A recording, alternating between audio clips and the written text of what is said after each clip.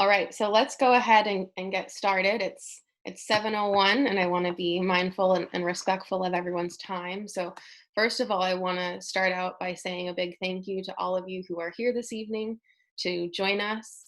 The goal of tonight's meeting is to have our school and our planning task force share all of the work that we've been doing so far and provide you with the updates that we can about where we're at with planning for next school year. And then at the end of our session, we'll also have a Q&A session where we'll answer the questions that you have kindly pre-submitted to us per our request. And we'll go ahead and answer those questions as best as we can. I want you to know that everything is so fluid. I think we all know that. It goes without saying, but I still want to say everything is so fluid. But everything that we can share and that we can answer, we absolutely will. And if you have any questions that come to mind during tonight's session, I would ask that you please use the chat feature. And rather than sending your question to everyone, you can send it to one of our 4 communications committee members who's on this call. Their names are Cassie Ianni, Brian Cassing, Brian Kenny, and Aaron Weinberg. So if you have a question you'd like to add, please feel free to do so. And then lastly, if you could please make sure to keep yourself on mute so that we don't have any audio problems, I would greatly appreciate it. Okay, so without further ado, I'd like to ask Father Mario to please um, share with us a welcome and prayer to get us started. In the name of the Father, and of the Son, and of the Holy Spirit. Amen. Our Father, who art in heaven, hallowed be thy name. Thy kingdom come, thy will be done on earth as it is in heaven. Give us this day our daily bread, and forgive us our trespasses, as we forgive those who trespass against us. And lead us not into temptation, but deliver us from evil. Amen. In the name of the Father, and of the Son, and of the Holy Spirit. Amen. Well, welcome everybody. And I chose to pray the Our Father together on purpose. A lot of people, probably are thinking that's not very original, but the focus on the communal aspect of that prayer is so important. When Jesus taught his apostles that, it's not my Father, it's not give me this day my daily bread and forgive me my trespasses, but it's always and it's always us. And that's such an important thing to remember and reflect on during these times, especially when the light is kind of at the end of the tunnel is appearing. It's like, how is the community of St. Joseph going to come back together? What can kind of creep in is this temptation to look after our own interests and the things that we want to preserve and protect, maybe rightly so, our families, our children. And I'm seeing that a little bit with my own reopening endeavors on the parish side. You have people on one side who are so grateful for all of the different protocols we have put forth, and they see it as a way of protecting the people who are most vulnerable. And then there are people on the other side who are emailing me and telling me that registering for Mass is a grave violation of their religious freedom. And so we get swayed both ways. And so as we gather tonight and continue to move forward, as Miss Francisco said, the situation's so fluid, it's changing day by day. We just center ourselves in that communal place where we're working together and cooperating together. And I know you as parents that has been your life. And even more so in these last few months, where it's like all sacrifice.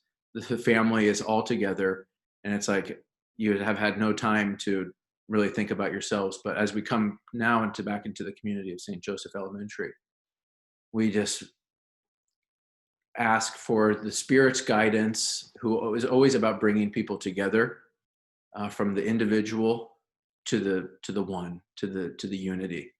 And so I thank you for your cooperation and for everything that you have brought forward to our community during these times.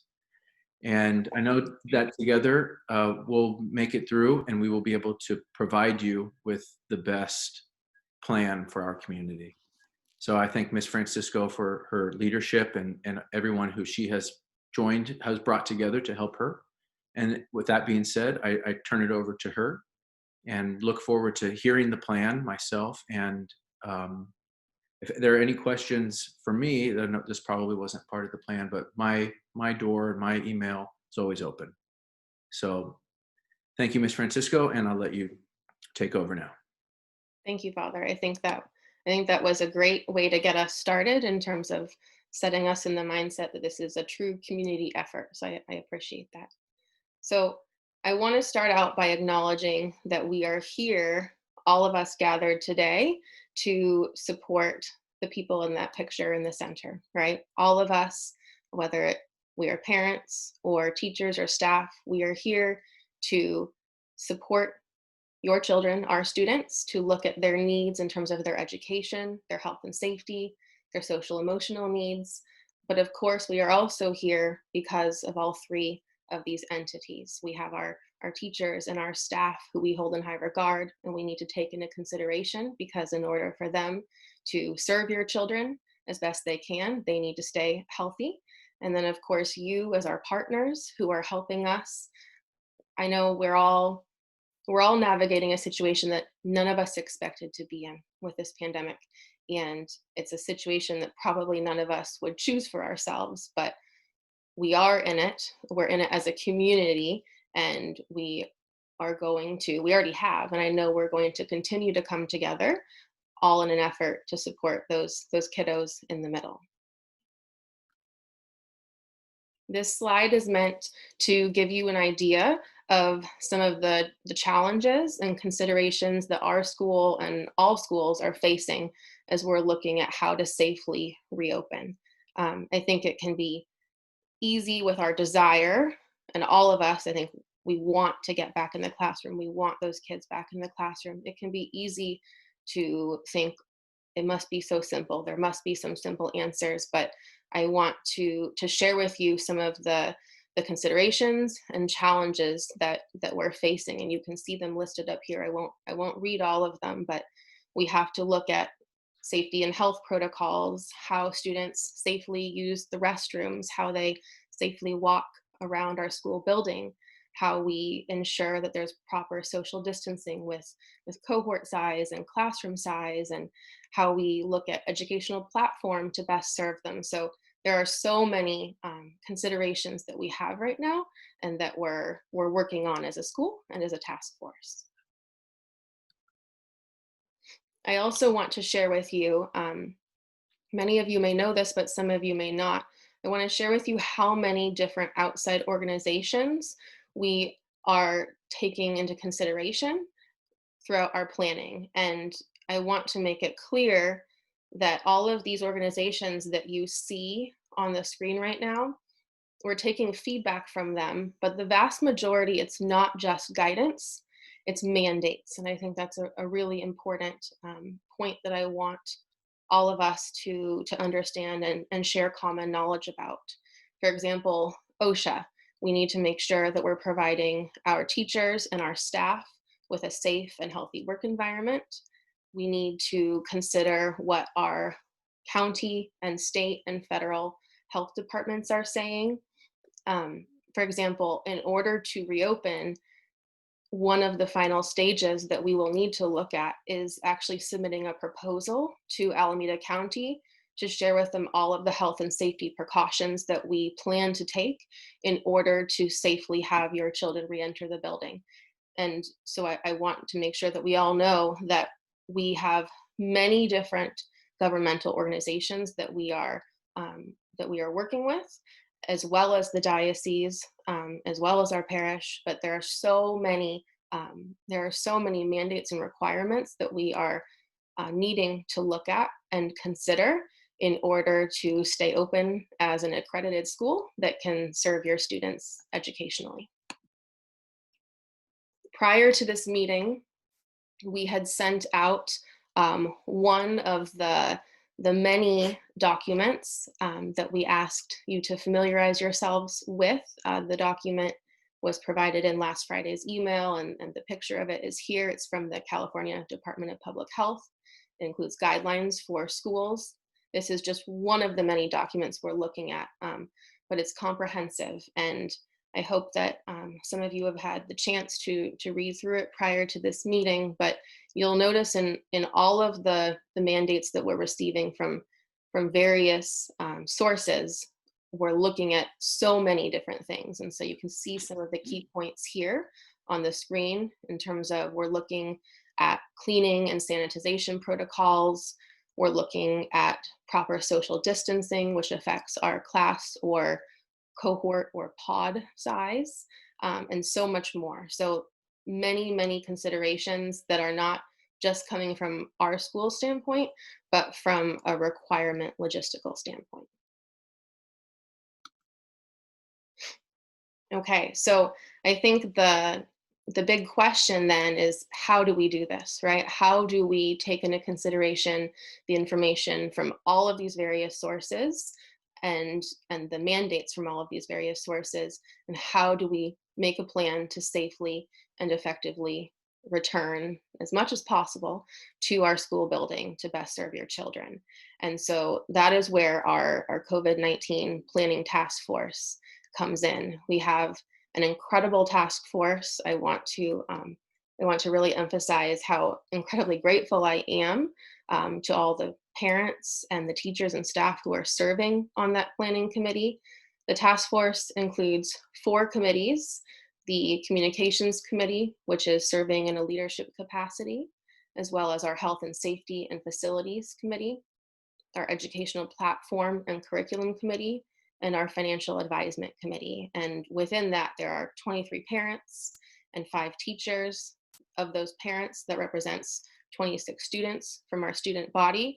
And so we are really blessed that we have so many people within our community who have areas of expertise and are lending those areas of expertise, as well as their time. They've spent hundreds of hours recently looking through all of the mandates, all of the guidelines, best practices, to help get us to the point that we need to be the best school that we can be given our current scenario for next year. I also want to mention and thank everyone for the incredible response rate that we got on the recent survey that was sent out about 10 days ago.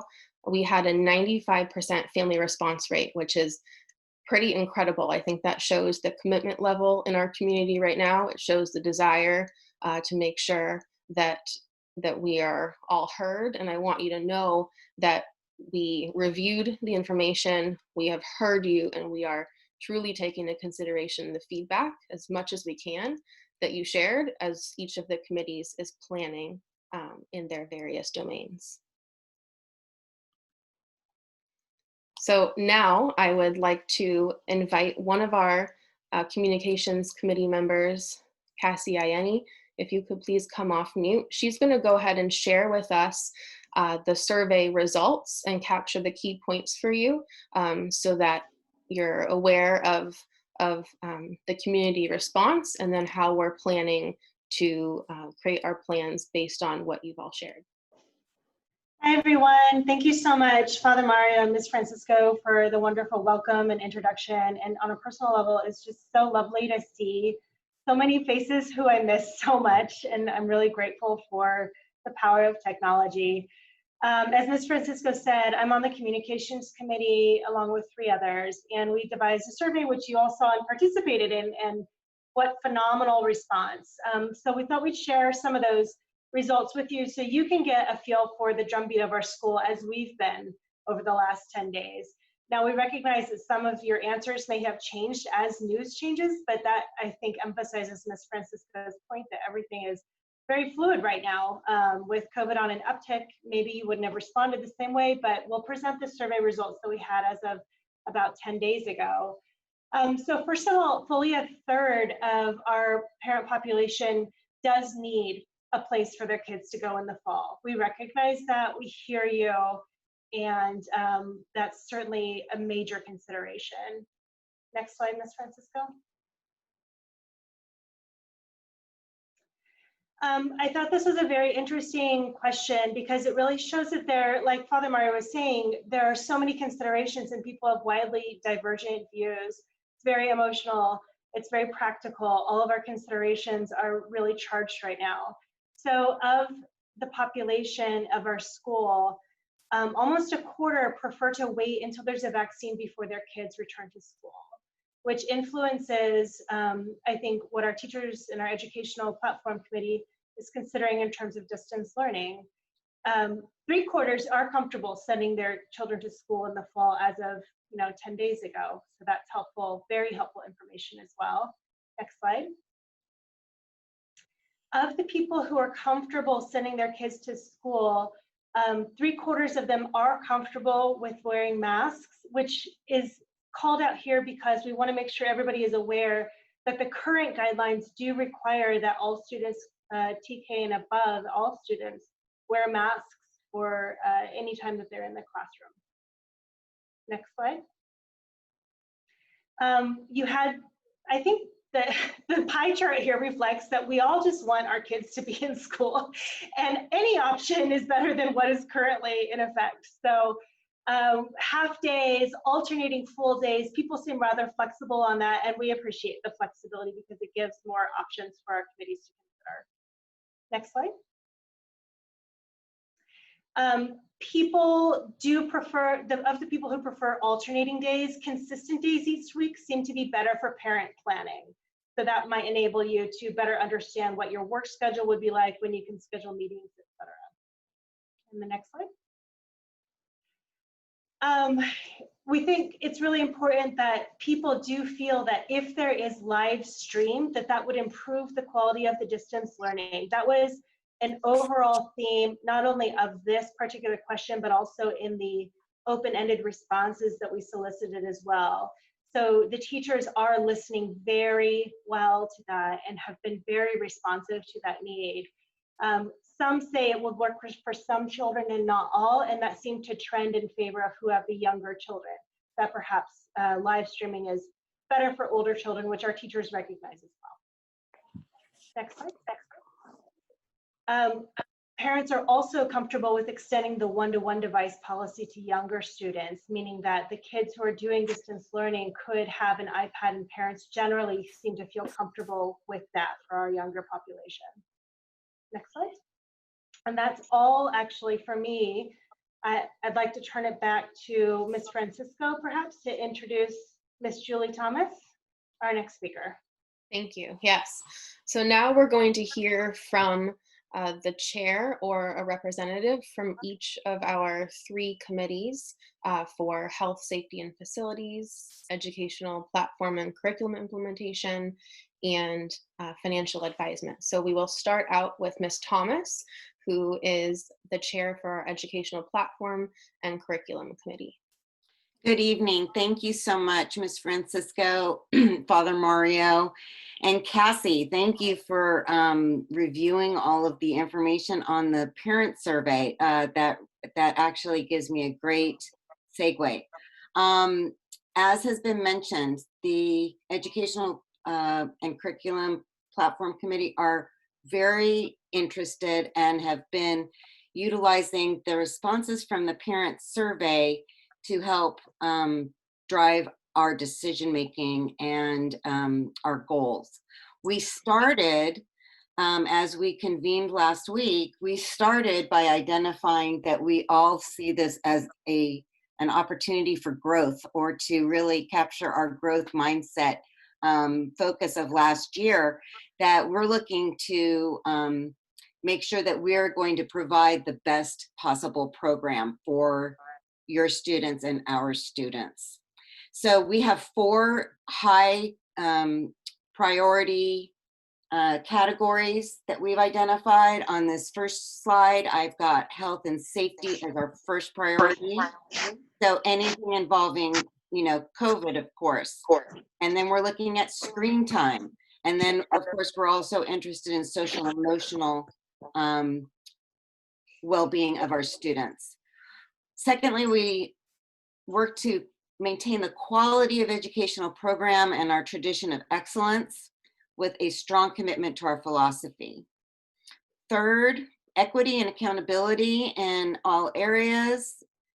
Considerations include attendance, assessment, and academic integrity.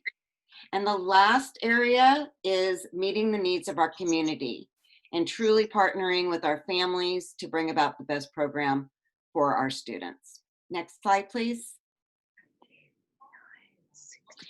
We developed a mission statement to capture all of these priorities and the value that we put on our philosophy for our school. And so we continue to deliver excellent Catholic instruction and educational experiences that will promote the spiritual, social, emotional, intellectual, and physical formation and well-being of all of our students, regardless of the modality.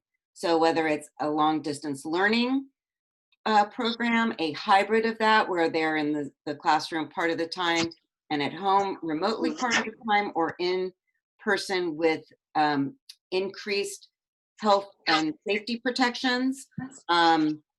We look to interchange those scenarios so that we can flow easily from one to another.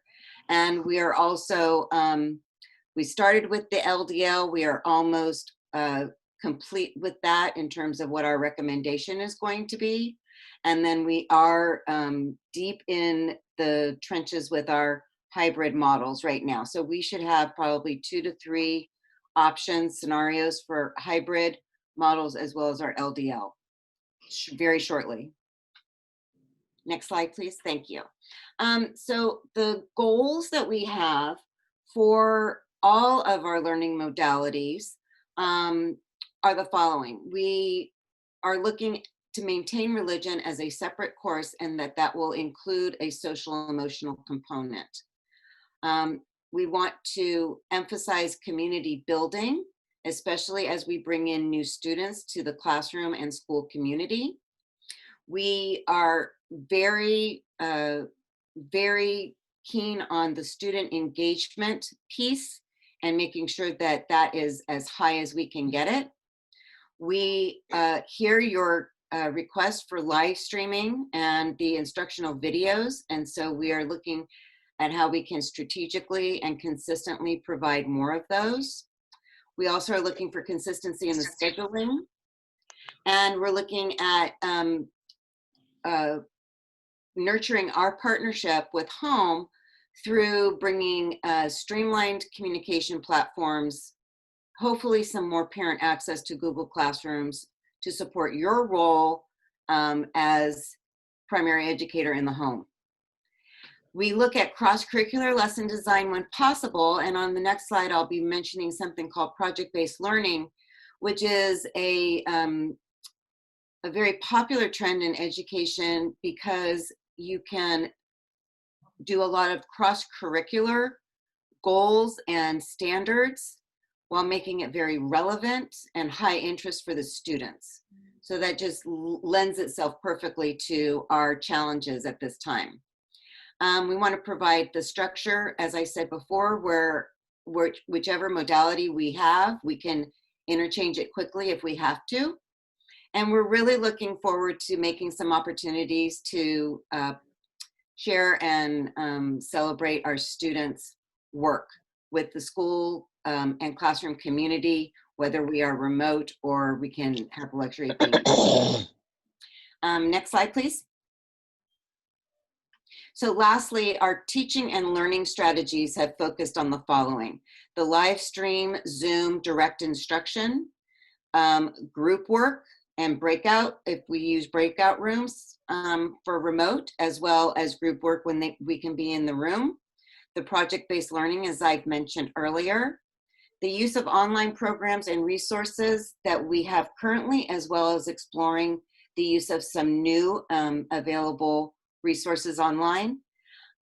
Diversity in instructional modalities, so that we are making sure that our students are reading books and they have a little bit of online work and a little bit of offline work. And so we're looking at balance, and we're looking at authentic assessment.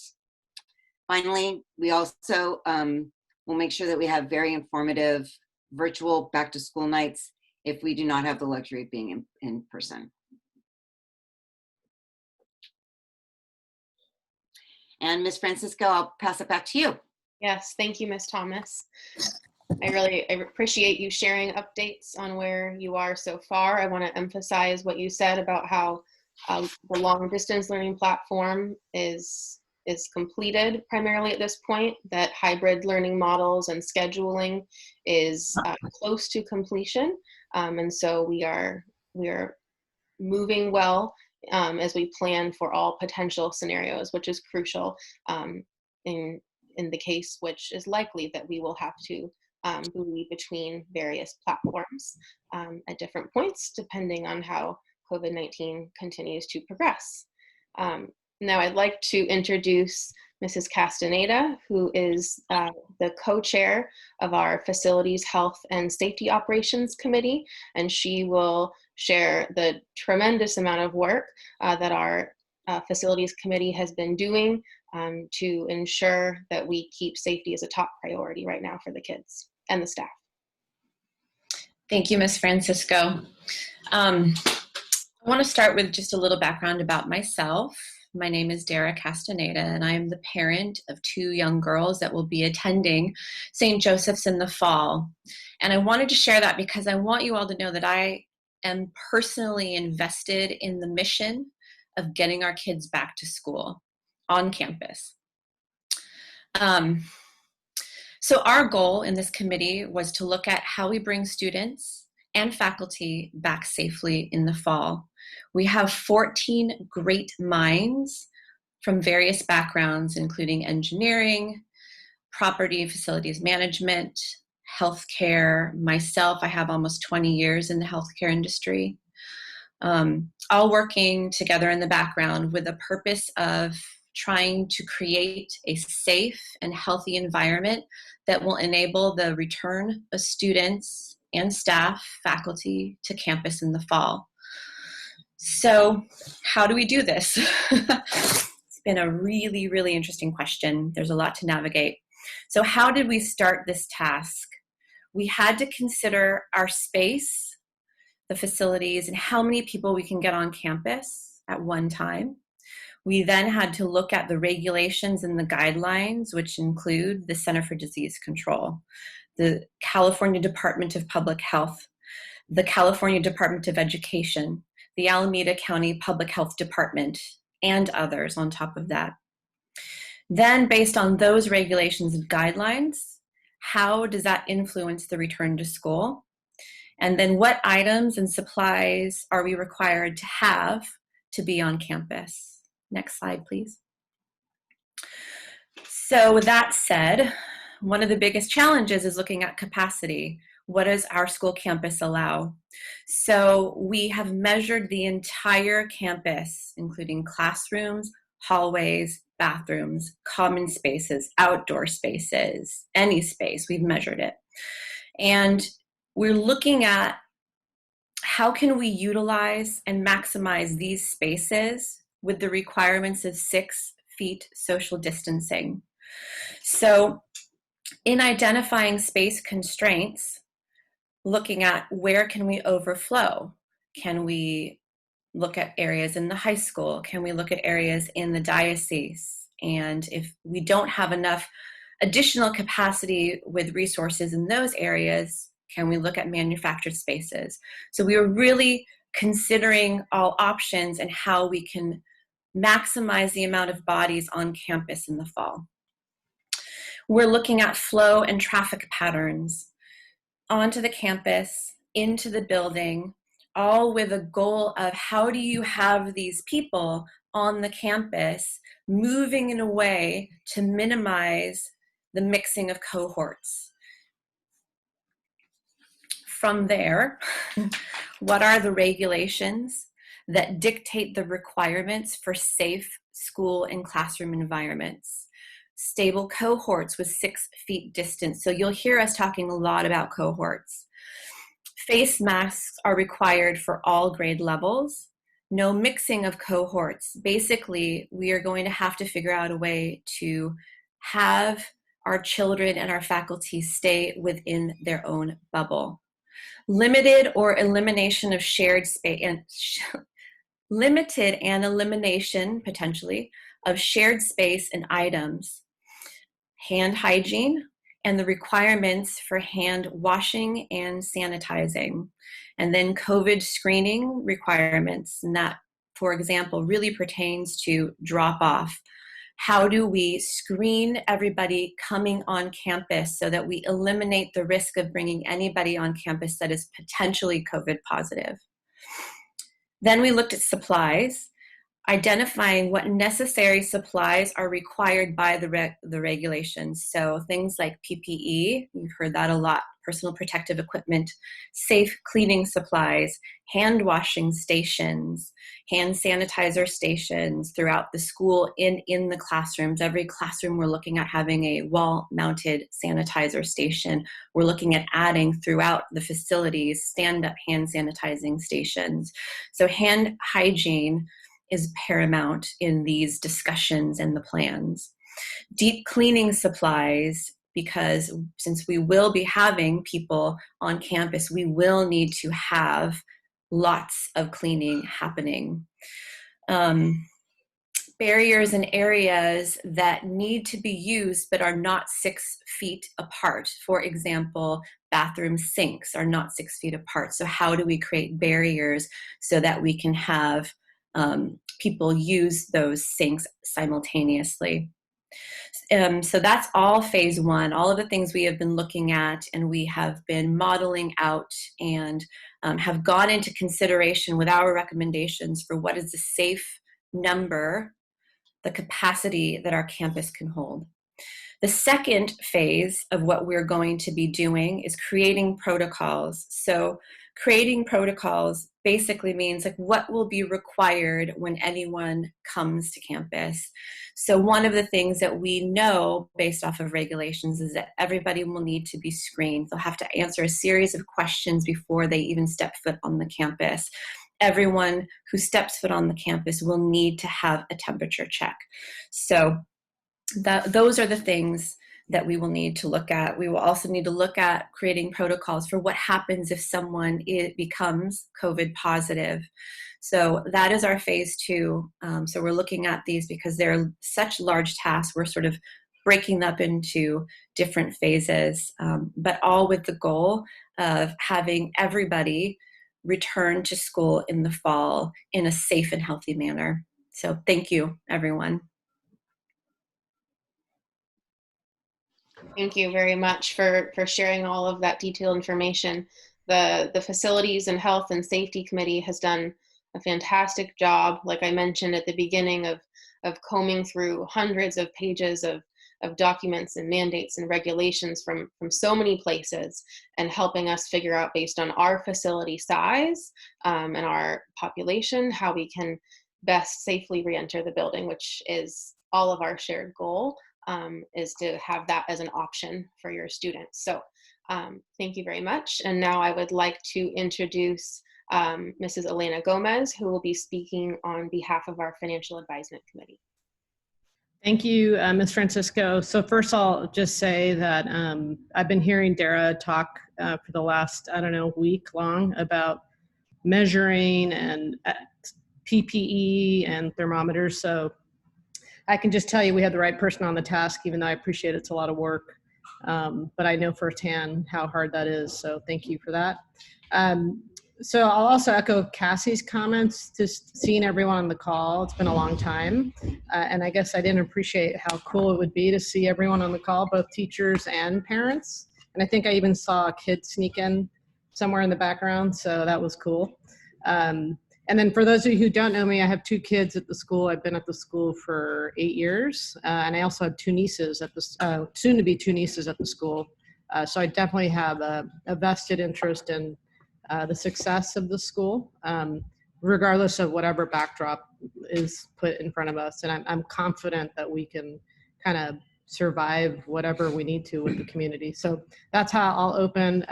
Really what I want to accomplish tonight is 3 things. I want to provide a bit of a financial backdrop, sort of what we're facing. 2, I want to share the goals of our committee. And I'm not the chair, it's actually Sierra Dominguez. I think she drew the short stick, but I'm helping her out. And then what do we need from all of you? So if you could go to the next slide. So like, the big picture, I'll start by saying the school operates on a standalone basis. Despite being part of the diocese, I just want to make sure those of you who haven't been close to the financials, every school within the diocese manages their own revenue, their own expenses. And so with COVID, that does not change. The goals, and I know this just having been on the financial advisory board in the past, the goals of the school and the administration is really to keep the tuition reasonable. That's hard to do because we all appreciate, rising costs in the Bay Area, all that good stuff that we all deal with in our personal lives. So just know a lot goes into that, and I know it sounds trivial, but it is a really important backdrop that you guys should know. And then finally, maybe the most important point here is that fundraising efforts that we do, whether it's El Rancho, auction, fun run, sports, you can see what do all those things have in common? They require a congregation. All of those things go towards supporting our operating budget. So when we raise those funds, they actually are in support of all the expenses for the school. And so in case you haven't been close to that, that's an important backdrop. And then when you think about what's going on this year, there's really two things that are happening. One, we have more COVID related expenses. Dara can give you a lot of details about all the things we're going to need to buy in terms of disinfecting and hand washing and all these things that we've talked about earlier. And in addition to that, we're also trying to support families who have financial assistance needs. And so there's a lot of competing costs that are coming, all the while we're losing probably somewhere in the 150-ish range, and that's a very approximate number. But just to give you some context, that's about how much is at risk with the fundraising things that you see on this slide. So just to net it all out for those of you who aren't super financially oriented, our expenses are going up and our revenues are going down. So the purpose of this committee is to really try to solve that gap. Next slide. So there's really 5 areas of focus. The first and really important that we talked about as a committee was making sure we're as transparent as possible about what we're facing. And trust me, we debated, should we share numbers, should we not share numbers? And we really felt a guiding principle was to be as transparent as possible. The second thing is we know, there is no doubt, we have to broaden our revenue sources. And what I mean by that is it's not just about the parents supporting our community, but your networks, maybe it's the parish, it's other ways for us to drive revenue to the school besides tuition and fundraising. The third is obviously really important, is we just have to reimagine fundraising, and I'll touch on that in the next slide. And then the last thing I'll say is every time we do a fundraising event, there's a few guiding principles we think about. One is, how do we balance multiple events where we're fundraising and asking parents for donation, but at the same time, how do we make an impact? And that's a very tricky thing to balance, because we appreciate you're already paying tuition. And so what we try to do is try to find the event that has the highest impact. And so that we're not having 20 fundraisers where we all feel like we have to spend and donate more. So we're focused on fewer events, but higher impact. And then the last thing I'll say is, of course, whether it's auction, El Rancho, sports, Fun Run, the one thing they have in common, which is something that we will try to solve for, but we may not be able to, is building that community. And that's really just bringing people together. That's what makes this community. And that's going to be challenging, but we'll do our best to still live up to that guiding principle around fundraising. Next slide. So what can we do now to reimagine fundraising? I think the tone is really virtual first, everything, if we can. I'm not going to say there's not going to be an in-person El Rancho. That's higher than my pay grade, but I do think it's not likely. And so how can we reimagine the revenue sources that we get from El Rancho? One example was having a takeout option. A lot of us are spending money at local restaurants for takeout. What if we created a takeout option for our community? Would you guys participate in something like that? Because that money would go directly back to the school once you take out the cost. So I'm not going to go through all the ideas we have. There's a lot more that's been listed on this slide, but the more important thing is we welcome all ideas. We really definitely need them. The things that you can do now, if you could just click on that next thing, thank you. So a couple things we could do now: double down on script. I think most of you know what that is, but script cards, you can get them for a lot of places we all shop, whether it's Safeway, Target.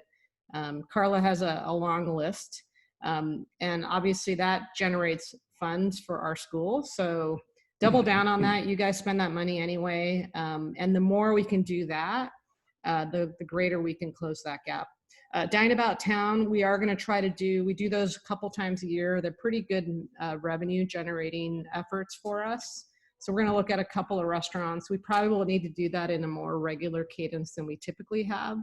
And then the last thing we'll say is we thought about potentially a back to school boot camp. And the idea there would be that a lot of us have kids at home, and if they're like my kids, around 10 o'clock, they start driving me nuts. And I'm realizing that I need to put them somewhere. And so what could I do to both meet my needs, but also meet their needs? And so we were thinking about something like, what if we had a math back to school camp? I won't let Sam hear me say that, but what if we did that? Of course I would enroll her, and yes, I would 100% pay for that. So these are just some ideas. We welcome other ideas around things that we can do. Next slide. I'll just close with the gap that I talked about is really going to be coming from this community. And so I think we can solve the gap, at least a lot of it, if we get together. Broadening the reach beyond St. Joe's is huge. We can multiply and amplify our impact to the school if we all extend our reach beyond the people on this call. Regardless of what path we're going to take, obviously we're going to need volunteers. And the last thing I think all of us need to do, whether it's finance or going back to school, be somewhat agile and know that we will iterate. We're not going to get it right the first time, I promise you that, but we will iterate and make it better and improve along the way.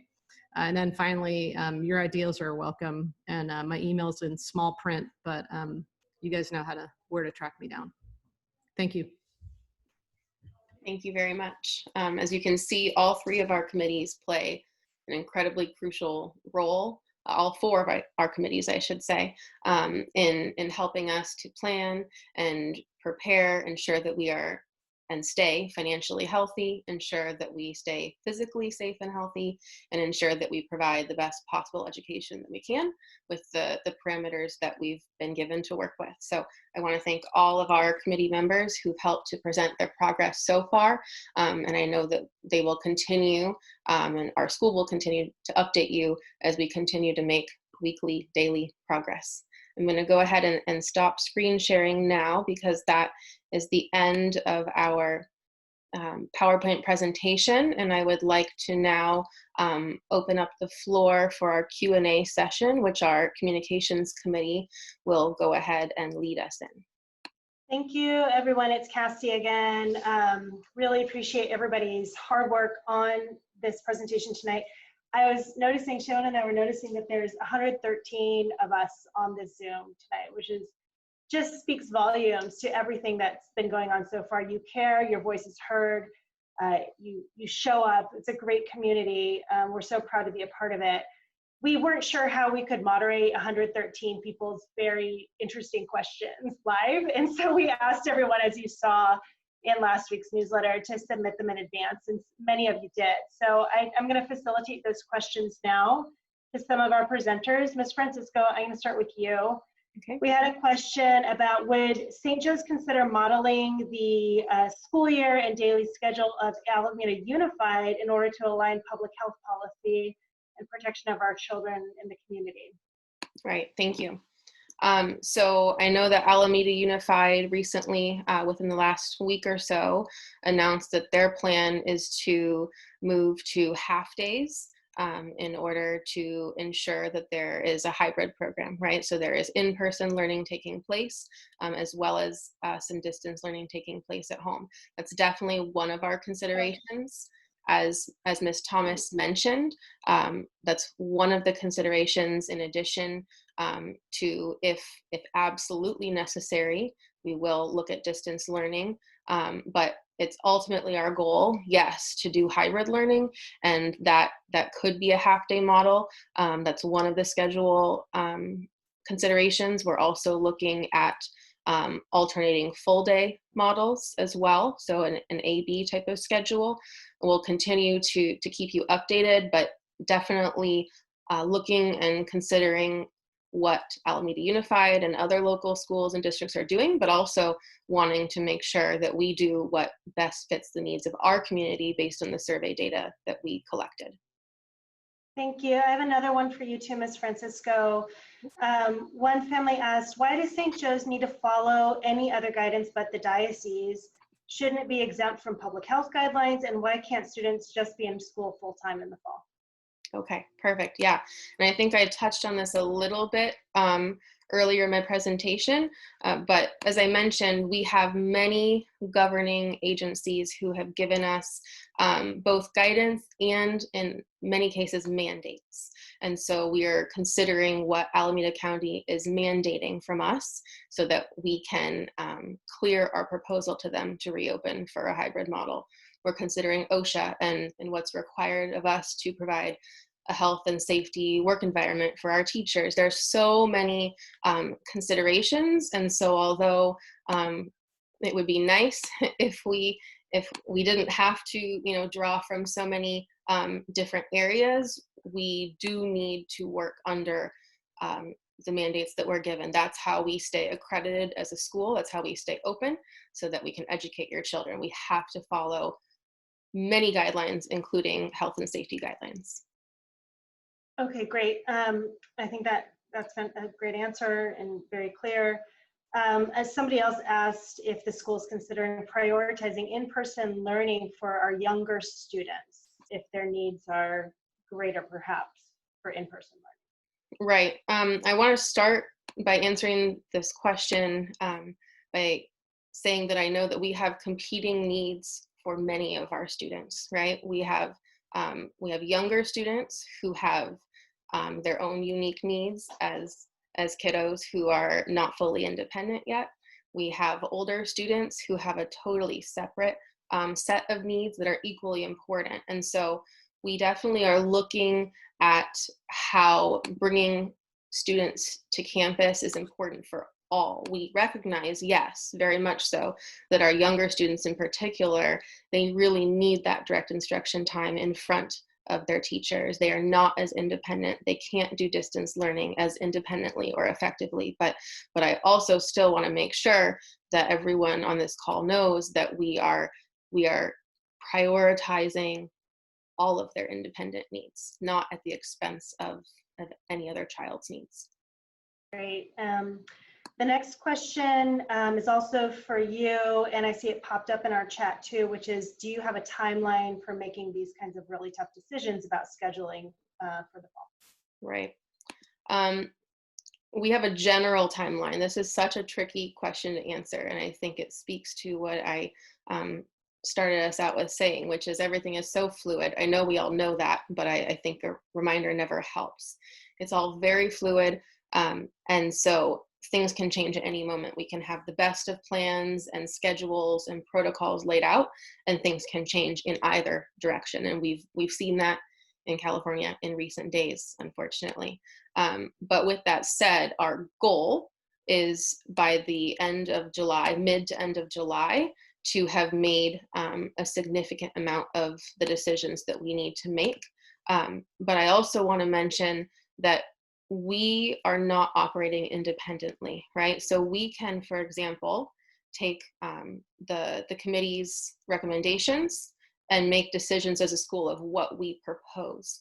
But there are further steps, right? Before our school can be solidified in our choices and announce that to you as parents, we, like I mentioned earlier, have to submit a proposal to Alameda County. We have no way to know exactly how long it will take on their end to clear our proposal or not in terms of health and safety. So our ultimate goal is by the end of July, but I appreciate that. I know you will all be patient as we navigate the many mandates that we're working with, some of which are outside of our control. All right, thanks so much. Dara Castaneda, I have a question for you, if you could unmute too, which is enrollment small enough that you can pod the children and allow them to maintain some sense of routine and normalcy? It's a great question. Due to healthy enrollment, unfortunately, no classroom can accommodate 100% of the enrolled students at once. So we will have to break up the students into smaller groups. So like you have been hearing everywhere, 6 feet social distance is the requirement. And then the diocese is also requiring that there are safe pathways for movement through the classroom, and a safe buffer between the students and the teacher. So with all of those taken into consideration, we will need to break those classes into smaller groups. Okay, great. And then a further question for you, Dara, is if you are breaking kids up into different groups that are using the same space and teachers, aren't you effectively doubling the environmental exposure? So that is a great question, in that we will be talking a lot about stable cohorts. So having a teacher and a group of students. And when there is ever a shared space that has one cohort that leaves and another cohort that comes in, there will need to be a cleaning that will happen in between that. So there will be a lot of cleaning protocols set up so that we can have that utilization of a Group A, Group B model. Okay, great. And then another question for you, Dara. You're popular tonight with the parents, health and safety. It's really it's difficult to navigate. The question is, what is your plan for sanitizing, student monitoring, hand washing, and sharing of supplies? So we are developing the plan, but it goes back to sort of what I was saying during the slides, is we are looking at the requirements and creating the plan that will include a cleaning schedule. So cleaning while school is in progress will need to take place, as well as deep cleaning schedules. We'll be looking at creating the protocols for daily screenings. So daily screenings will be key for identifying potential COVID positive infections, and we want to eliminate those people from entering the campus. So this will be key in how we bring students and parents. So drop off, for example, will look differently for those who have been parents at St. Joe's. What you're used to, it will be different. So we're looking at how to do that in an efficient manner, to eliminate the risk of bringing somebody on campus that may be COVID positive. I think hand washing is we are sourcing additional hand washing stations. We will need to have good hand hygiene practices. We will be having to train everybody on that. That's one of the requirements, is training on hand washing. We will have signage everywhere that will say, "Did you wash your hands?" or something to that effect. We will have hand sanitizing stations placed throughout the school. So that will be paramount, is hand hygiene. And then I think the other piece of this question was supply sharing. So supply sharing, unfortunately, will be limited. So things that cannot be taken home, things that need to be at school but shared, it will be limited, and there will have to be hand hygiene for touching, and then there will also have to be cleaning protocols in place for things that people touch. So that's what I sort of mean about this daily cleaning that will occur. And then items that are for the personal use of the students will need to come to school with the students and will most likely need to leave with the students. Okay, great, thanks. A question popped up, which I think I can answer, but maybe you want to weigh in on too, is if face shields are appropriate rather than face masks. And I do believe there's guidance on there saying that it's permissible in certain instances, but perhaps you'd like to weigh in on that, Dara or Ms. Francisco? If you know, that was my understanding of it. Yeah, Cassie, you are correct in that face coverings, cloth masks are required for everyone, with the exception of people that have special needs that would make it so that they could not wear a face mask. And in those instances, a face shield is a substitute. However, with a face shield, to replace a face mask, a cloth covering, that face shield does need to have at the bottom of it a cloth piece or a piece that will tuck into your shirt. So it cannot be a face shield that is open on the bottom without a mask.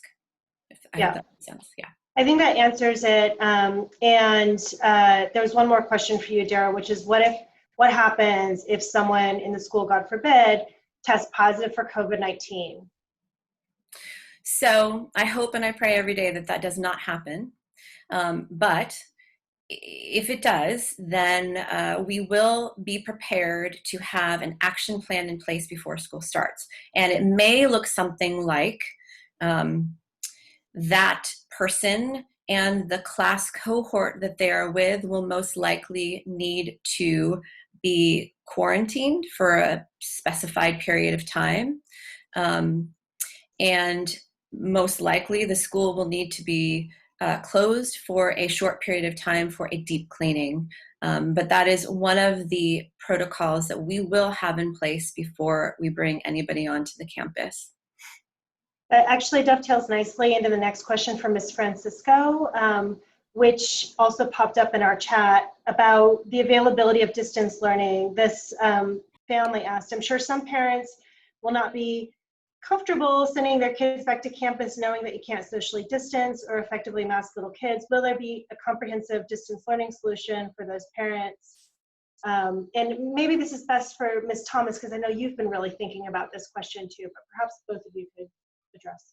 Yeah, I can get it started, but Ms. Thomas, I think you can flesh out more of the details. But I mean, in the short of it is, yes, we recognize, like, our survey data showed us, right? There's about 22% of our families, which is almost a quarter of the population, that strongly prefers not to send their students to school until there's a vaccine. And so with that knowledge, we know that we need to make sure that distance learning is an option, not just within the larger hybrid model setting, and not just if the whole school has to enter distance learning.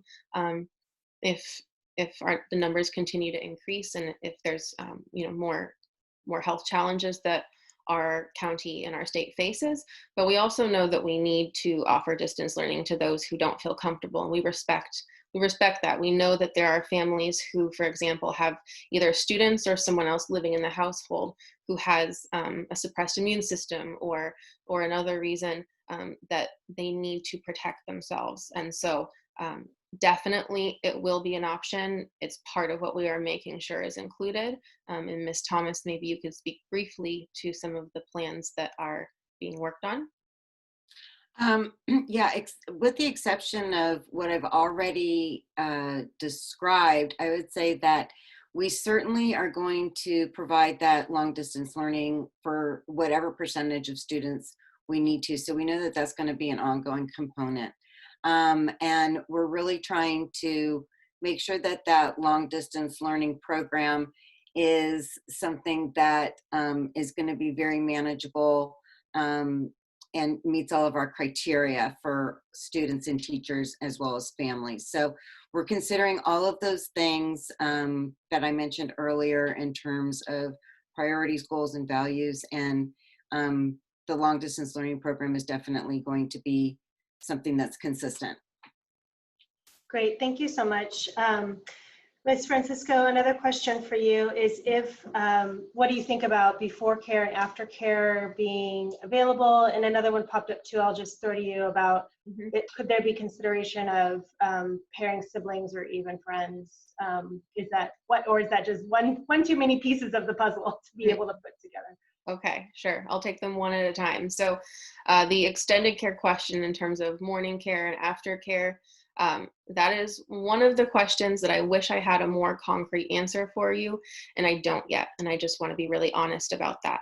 Our Health and Safety and Facilities Committee has done a fantastic job of, like they said, they've measured every space, indoor, outdoor, looking at all of our facilities and what our capacity is, given that we're having to break into smaller cohorts and therefore use much larger spaces of our school building.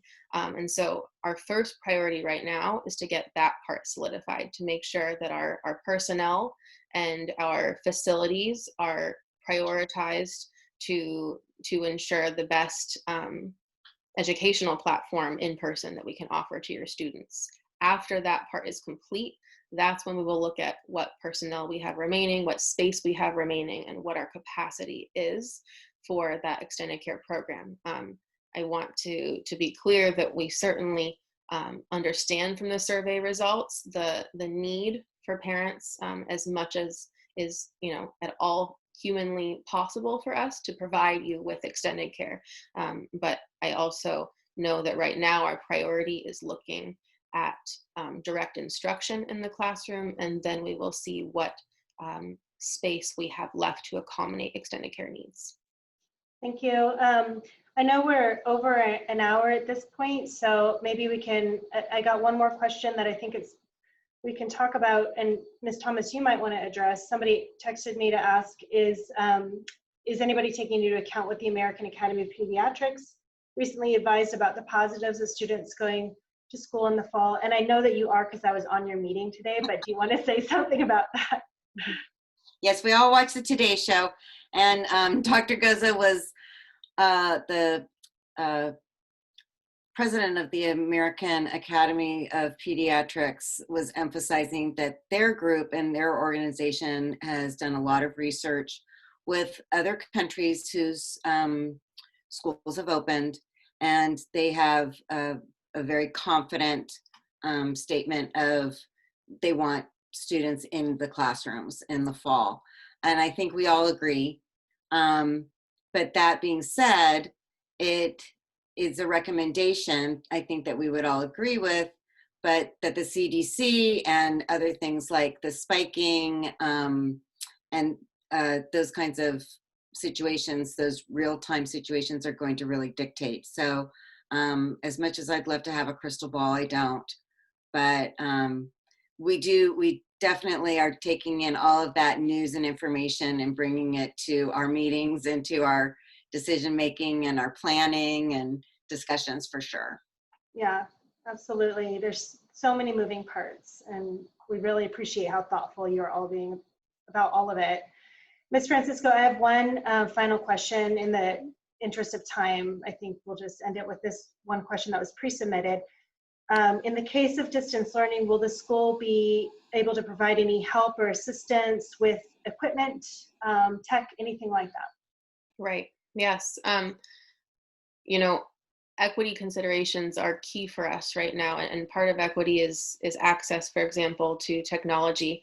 I know we received information on the survey from some of you that you have a work laptop, but you don't have a second device for your child to be using if they're in the lower grades and don't have their own device already. And so it's definitely something that we're looking into. We have a Chromebook cart and class sets of iPads, which normally are shared for usage. We recognize that they may not be able to be shared, as most belongings at this point can't be shared. And so we certainly are willing and planning to look at how we can help support families, whether it be with tech needs such as that or other needs in general. And I think this is a great time to share with you something that's in the planning stages. It's called the SJES Cares Committee, and it's in its infancy. So it will be announced in writing in more detail later on, but what I can share with you is that this committee is being made specifically to address throughout the school year the needs of all of our shareholders. So for example, if we have a family that needs support in terms of access to a printer or access to a Chromebook for their student at home for distance learning, that committee will help to facilitate that. Same thing in terms of making sure that our teachers are taking care of their health and well-being.